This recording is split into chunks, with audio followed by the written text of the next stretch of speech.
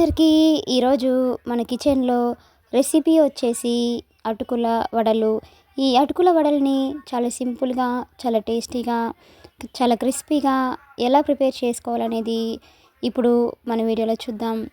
ఈ అటుకుల వడల్ని ఎప్పుడు ఇలా ట్రై చేయకపోతే ఈసారి తప్పకుండా ఈ రెసిపీని ట్రై చేయండి. చాలా అంటే చాలా టేస్టీగా ఉంటాయండి.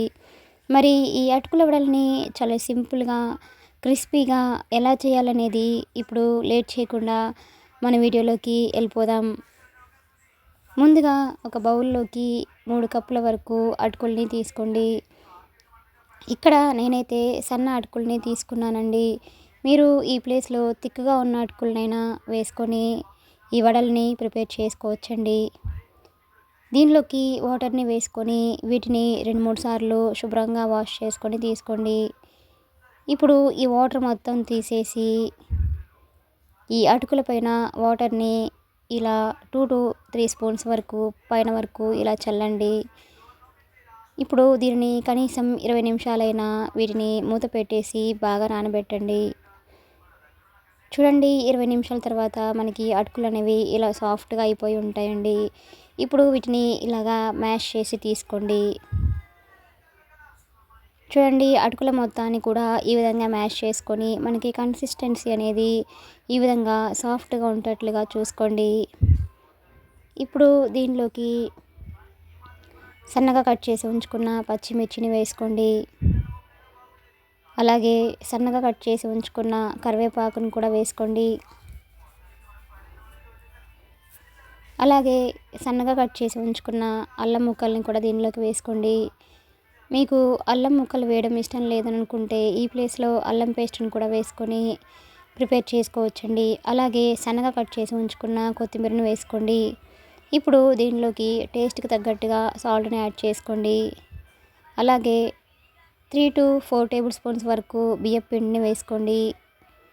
ఇది వేయడం వల్ల మనకి వడలు అనేవి చాలా క్రిస్పీగా చాలా బాగా వస్తాయండి.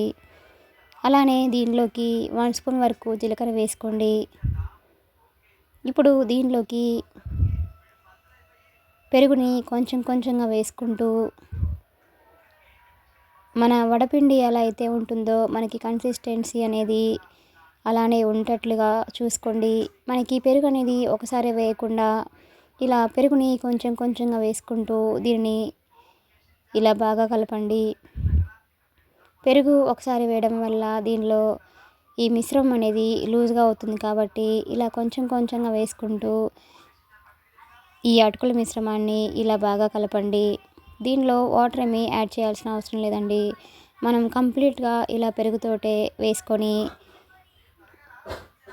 ఒకసారి ఇలా బాగా కలుపుకొని ఇప్పుడు డీప్ ఫ్రైకి సరిపడా ఆయిల్ని వేసుకొని ఆయిల్ బాగా హీట్ అయిన తర్వాత ఇప్పుడు చేతికి ఆయిల్ని కొంచెం అప్లై చేసుకొని కొంచెం కొంచెంగా ఇలా అటుకుల మిశ్రమాన్ని తీసుకొని బాల్స్లా చేసుకొని చేతితోటి ఇలా ప్రెస్ చేయండి. మనకి కట్లెట్స్ ఎలా అయితే ఉంటాయో ముందుగా వాటిని అలా ప్రెస్ చేసి మధ్యలో హోల్ ఉంచేసి ఇలా వడల్లా వేసుకోండి. చూడండి, ఇలా వీడియోలో చూపిస్తున్న విధంగా ఈ విధంగా ప్రిపేర్ చేసుకొని ఒక ప్లేట్లోకి ఉంచుకోండి. ఇలా అన్నింటినీ కూడా ఈ విధంగానే ప్రిపేర్ చేసుకోండి. చేతికి ఆయిల్ని అప్లై చేసుకొని ఇలా పైనుంచి చేత్తో ప్రెస్ చేయండి. మధ్యలో హోల్ని ఇలా ఉంచండి. ఈ విధంగా అన్ని వడల్ని కూడా ఇలాగా ప్రిపేర్ చేసుకొని ఒక ప్లేట్లోకి తీసుకోండి.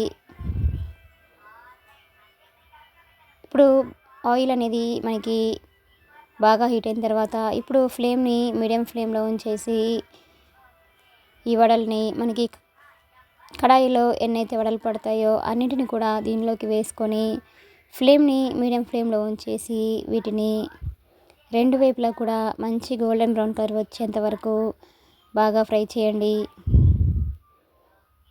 ఇలా చేస్తేనే మనకి వడలు అనేవి లోపల పచ్చిగా లేకుండా చాలా క్రిస్పీగా చాలా బాగా వస్తాయండి. ఒకవైపు పూర్తిగా మంచి కలర్ వచ్చిన తర్వాత వీటిని ఇలాగా రెండో వైపుకి టర్న్ చేసుకొని 2 వైపులా కూడా గోల్డెన్ బ్రౌన్ కలర్ వచ్చేంత వరకు ఉంచేసి వీటిని తీసుకొని ఒక టిష్యూ పేపర్లో కానివ్వండి, న్యూస్ పేపర్లో అయినా వేసుకోండి. ఇలానే మిగతా వడల్ని కూడా వీటిని కూడా ఆయిల్లో వేసుకోండి. ఫ్లేమ్ని మీడియం ఫ్లేమ్లో ఉంచేసి వీటిని కూడా గోల్డెన్ బ్రౌన్ కలర్ వచ్చేంత వరకు బాగా ఫ్రై చేయండి.